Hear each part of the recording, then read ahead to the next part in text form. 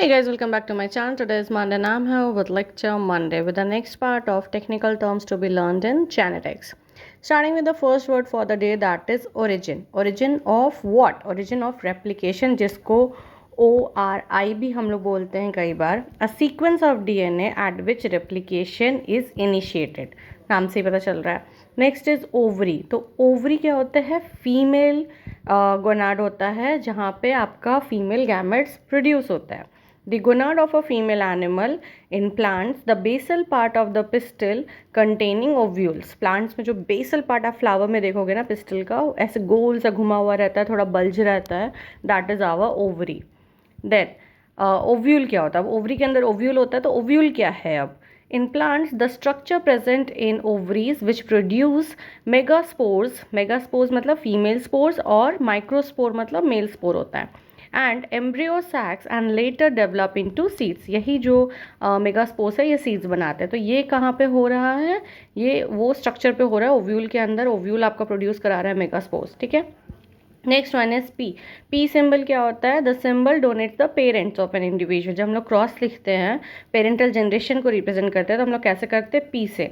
But P element क्या है? Transposable element of Drosophila responsible for hybrid dysgenesis.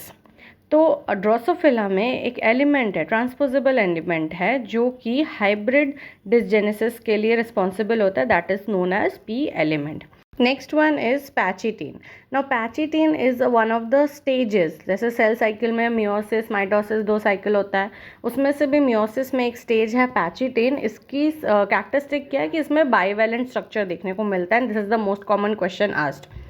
So a substage of prophase 1 of meiosis following zygote and preceding diploid. Diploid के पहले, zygote के बाद.